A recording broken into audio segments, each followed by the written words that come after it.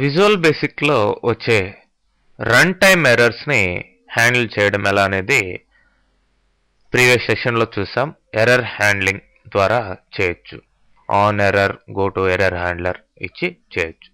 మరి logical errors వస్తే మాత్రం మీరు ఆ ఎర్రర్ హ్యాండ్లింగ్ టెక్నిక్ పనికిరాదు, దాని ద్వారా చేయలేరు.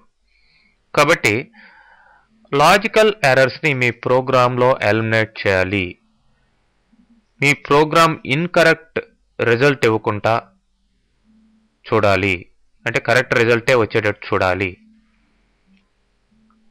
అంటే మీకు ఇక్కడ సమ్ డీబగ్గింగ్ టూల్స్ ఇవ్వడం జరిగింది. వాటి ద్వారా మీరు ఈ లాజికల్ ఎర్రర్స్ని వెరిఫై చేసి వాటిని రెక్టిఫై చేసుకొని మీ ప్రోగ్రామ్ని కరెక్ట్గా రన్ చేసే విధంగా చూడొచ్చు.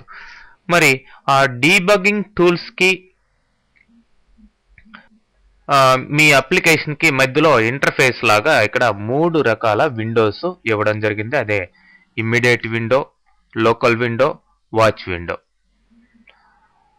ఓకే, వాచ్ విండోలో మీ ఎక్స్ప్రెషన్స్, మీరు ఇచ్చిన ఎక్స్ప్రెషన్స్ అంతా కూడా వాచ్ చేయడం జరుగుతుంది. లోకల్ విండోలో వేరియబుల్స్ యొక్క వాల్యూస్ని చూడడం జరుగుతుంది. ఇమ్మీడియట్ విండోలో మీకు ఇమ్మీడియట్గా మీకు ఏ ఎక్స్ప్రెషన్ వాల్యూ కావాలన్నా సరే దాంట్లో ప్రింట్ చేసుకొని చూసుకునే అవకాశం ఉంటుంది.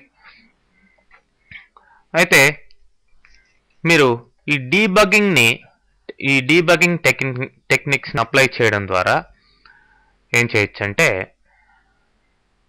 బ్రేక్ మోడ్లో పెట్టుకొని, అంటే మధ్యలో ప్రోగ్రామ్ రన్ అయ్యేటప్పుడు స్టెప్ బై స్టెప్ దాన్ని రన్ చేస్తూ డీబగ్గింగ్లో వేరియబుల్స్ వాల్యూస్ ఎలా ఉన్నాయి, ఆ యొక్క ఎక్స్ప్రెషన్స్ యొక్క వాల్యూస్ ఎలా ఉన్నాయి, వాటిని ఎలా ఏమన్నా మార్పులు చేర్పులు చేయాలా, ప్రొసీజర్స్ ఏవి కాల్ చేయబడుతున్నాయి, వాటి పారామీటర్స్ వాల్యూస్ ఎలా ఉన్నాయి, వీటిలంతా కూడా చెక్ చేసుకొని మీరు అక్కడ ఆ యొక్క ప్రోగ్రామ్ని కరెక్ట్ చేసుకోవడం జరుగుతుంది. మరి ఇక్కడ సింపుల్ ఎగ్జాంపుల్ ఒకటి ఇవ్వడం జరిగింది.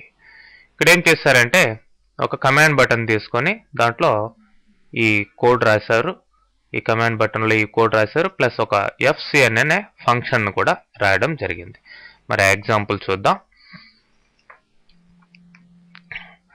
చూడండి, ఇక్కడ FC అనే ఫంక్షన్ని మనం ఫంక్షన్ ప్రొసీజర్స్ ఎలా రాయాలో ఇంతకు ముందు చూస్తున్నాం ప్రొసీజర్స్ రాయడంలో. అదేవిధంగా ఇప్పుడు ఫంక్షన్ FCN బ్రాకెట్లో పారామీటర్ ఏంటి, x అనేది ఇంటిజర్ పారామీటర్, ఇది ఇంటిజర్ వాల్యూని రిటర్న్ చేస్తుంది.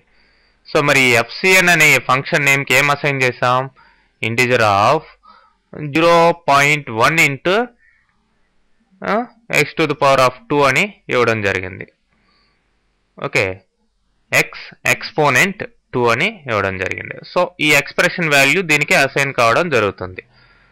మరి దీన్ని ఈ కమాండ్ బటన్లో, మనం ఇచ్చిన కమాండ్ బటన్ క్లిక్ ఈవెంట్లో యూజ్ చేస్తున్నాం. ఇక్కడ లోకల్ వేరియబుల్స్ XYలు తీసుకొని Xకి ఇనిషియల్ వాల్యూ అంతా 0 ఇవ్వడం జరిగింది. డూ అని చెప్పి లూప్లో పెట్టాం. డూ ఎప్పటి వరకు ఇది కంటిన్యూ అవుతుంది, వైల్ x <= 20, x 20 కానీ అంతకంటే తక్కువగా ఉన్నంత వరకు ఇది ఈ లూప్ కంటిన్యూ అవుతుంటుంది. ప్రతిసారి ఏం చేస్తున్నాం, FCN ఫంక్షన్లో x యొక్క వాల్యూని ప్లేస్ చేసుకుంటూ దాంట్లో వచ్చిన రిజల్ట్ని yలో స్టోర్ చేస్తూ ఆ XY వాల్యూస్ని debug.print అని ప్రింట్ చేస్తాను. మరి ఎక్కడ ప్రింట్ అవుతాయి ఏంటనేది మనం చూద్దాం. ప్రతిసారి x యొక్క వాల్యూ ఇంక్రిమెంట్ అవుతుంది. జస్ట్ ఈ ప్రోగ్రామ్ రన్ చేయండి.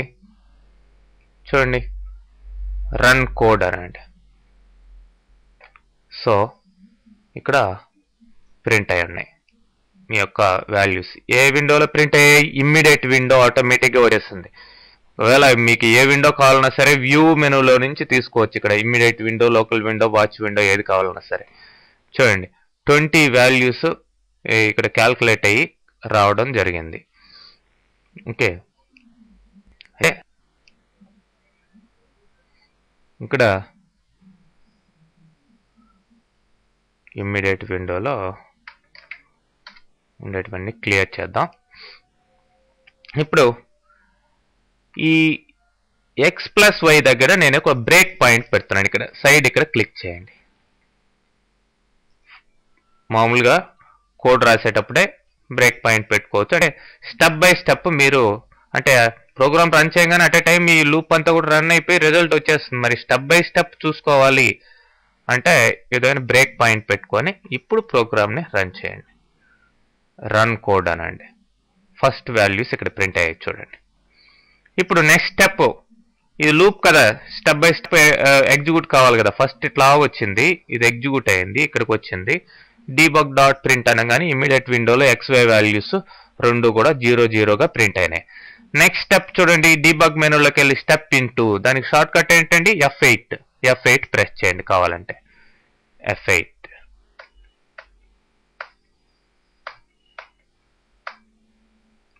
నెక్స్ట్ స్టెప్లో వాల్యూస్ చూడండి. సో ఇక్కడికి వెళ్తుంది. FCN ఫంక్షన్ కనబడేది కాబట్టి కిందకు వస్తుంది. ఇక్కడ ఎక్స్ప్రెషన్ క్యాల్కులేట్ చేసుకొని FCN యొక్క వాల్యూ రిటర్న్ చేసి వైకి అసైన్ చేసి ఇక్కడ ప్రింట్ చేయడం జరుగుతుంది. మధ్యలో చూడండి, మీరు కర్సర్ ఎక్కడ పెడతారో X పైన పెట్టారు. X యొక్క వాల్యూ అంతా 2 అని చూపిస్తుంది. మరి Y వాల్యూ అంతా 0 అని చూపిస్తుంది. ఇట్లా మీకు కాంటెక్స్ట్ లో మీరు కర్సర్ పెట్టినా కానీ క్లియర్గా ఆ యొక్క వాల్యూస్ యొక్క ఆ యొక్క వేరియబుల్స్ యొక్క వాల్యూస్ని చూసుకోవచ్చు. ఓకే, F8 ఇట్లా కంటిన్యూస్గా ఆ స్టెప్స్ అన్నీ కంప్లీట్ అయ్యేదాకా మీరు ఫాలో కావచ్చు. అయితే మధ్యలో మీకు ఇమ్మీడియట్ విండోలో ఏదన్నా ఒక ఎక్స్ప్రెషన్ అవసరం వచ్చింది. ప్రింట్ ఫర్ ఎగ్జాంపుల్ x+500 అనేది కావాల్సి వచ్చింది అనుకోండి. ఎంటర్ ప్రెస్ చేయండి. x అనేది 7 ప్లస్ 500 దాని వాల్యూ ఇమ్మీడియట్గా ప్రింట్ అయింది. అదనమాట ఇమ్మీడియట్ విండో. ఇదే లోకల్ విండో తీసుకుంటే లోకల్ వేరియబుల్స్ యొక్క వాల్యూస్ చూడండి ఎట్లా డిస్ప్లే ఉన్నాయి. లోకల్ వేరియబుల్స్ ఏమున్నాయి? XY. ఇంకా మిగతా వాటి పారామీటర్స్ మిగతా ఆ యొక్క ఉండే ఆబ్జెక్ట్స్ యొక్క ప్రాపర్టీసు వాటి సంబంధించిన ఇవన్నీ కూడా డిస్ప్లే అవుతాయి మీరు ఎక్స్పాండ్ చేసినట్లయితే. ఇక్కడ ఒక్కొక్క దానికి కూడా చూడండి, ఇది మీ అనే అప్లికేషన్ మొత్తానికి ఒక్కొక్క కంట్రోల్కి యాక్టివ్ కంట్రోల్కి సంబంధించింది, ఇది డీబగ్ కమాండ్ బటన్కి సంబంధించింది. ఇట్లా ప్రతి దానికి సంబంధించిన ప్రాపర్టీస్ ఇవన్నీ కూడా లోకల్ విండోలో లోకల్ వేరియబుల్స్ వాటి యొక్క వాల్యూస్ ప్లస్ కంట్రోల్స్ వాటి యొక్క ప్రాపర్టీస్ అన్నీ కూడా డిస్ప్లే కావడం జరుగుతుంది. అదే